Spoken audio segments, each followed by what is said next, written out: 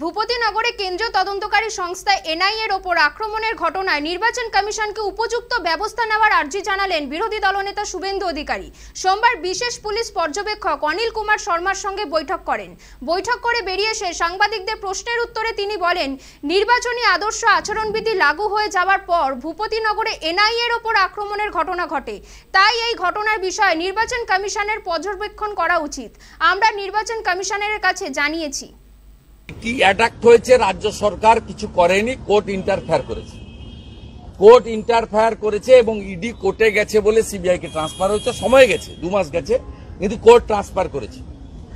কোর্টের ইন্টারফেয়ার। এখন তো আমরা কোর্টে যাব কেন? ইসিআই কে করতে হবে। এনআইএ এর উপর যখন আক্রমণ হয়েছে তখন ইলেকশন কমিশন অফ ইন্ডিয়ার এমসিসি চলছে তাদের হাতে।